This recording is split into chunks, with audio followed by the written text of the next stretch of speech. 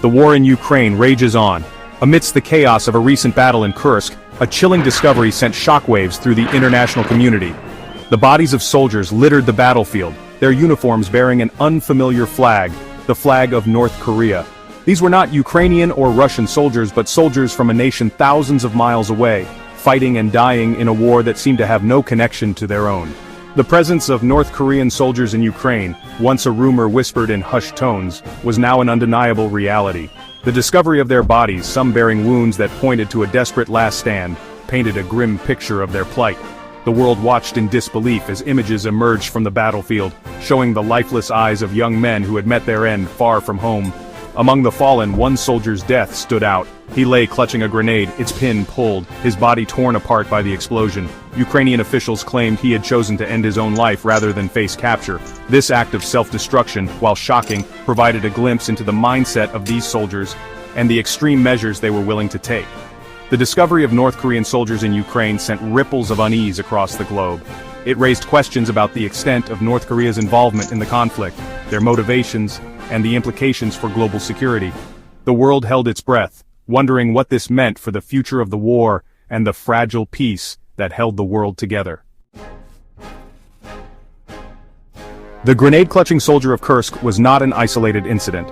Reports emerged of similar cases painting a disturbing picture of the instructions given to North Korean soldiers. It appeared that surrender was not an option. They were told to fight to the death, to choose suicide over capture, to die as martyrs for their supreme leader, Kim Jong-un. These orders, while seemingly extreme, were not entirely surprising. North Korea, a nation shrouded in secrecy and ruled by an iron fist, had a long history of indoctrinating its people with unwavering loyalty to the regime. Soldiers in particular were subjected to intense propaganda and rigorous training, designed to instill in them a deep-seated fear of the outside world and an unflinching devotion to their leader. Testimonies from North Korean defectors provided further insight into this mindset. They spoke of a system where loyalty was paramount, where questioning the regime was unthinkable, and where death for the dear leader was considered the highest honor. These testimonies, often harrowing and heartbreaking, shed light on the psychological conditioning that led these soldiers to choose death over dishonor. The instructions to commit suicide, while shocking to the outside world, were seen as a matter of course within the twisted logic of the North Korean regime. It was a testament to the power of indoctrination, the fear that permeated every level of society, and the lengths to which the regime would go to maintain its grip on power. Were these soldiers truly loyal, or were they simply victims of a brutal regime's brainwashing? The answer, like most things related to North Korea, was complex and shrouded in layers of propaganda and secrecy.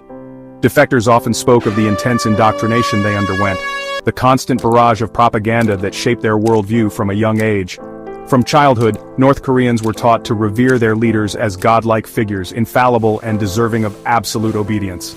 They were fed a steady diet of propaganda that painted the outside world as hostile and dangerous, a threat to their very existence. This constant indoctrination, coupled with the fear of repercussions for any dissent, created a population conditioned to obey without question. Intelligence reports suggested that soldiers in particular were subjected to even more extreme forms of indoctrination. They were taught that capture meant certain death, not just for themselves but also for their families back home. This fear, instilled from a young age, played a significant role in their willingness to choose suicide over surrender. The question of loyalty versus brainwashing remained a subject of debate among experts. Some argued that the soldiers' actions stemmed from genuine belief in the regime's ideology, while others saw them as victims of a system that left them with no other choice. The truth likely lay somewhere in between, a complex interplay of indoctrination, fear, and a desperate desire to survive. The presence of North Korean soldiers in Ukraine was not just a humanitarian crisis, it was a geopolitical time bomb. Their involvement, however limited, raised serious concerns about North Korea's military capabilities and its willingness to engage in foreign conflicts. It also highlighted the risks posed by a regime that seemed to operate outside the norms of international law and diplomacy. The international community watched with growing unease as reports emerged of North Korean soldiers gaining combat experience in Ukraine. There were fears that this experience, coupled with the potential for access to more advanced weaponry, could embolden North Korea and increase the threat it posed to its neighbors and the wider world.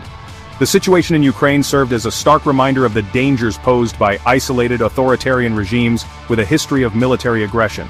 It underscored the need for continued vigilance, strong international cooperation, and a commitment to upholding the rules-based international order. The world held its breath, hoping that the lessons learned from the tragedy unfolding in Ukraine would not be forgotten, and that the sacrifice of those who perished on that distant battlefield would serve as a warning against the perils of unchecked aggression and the human cost of conflict.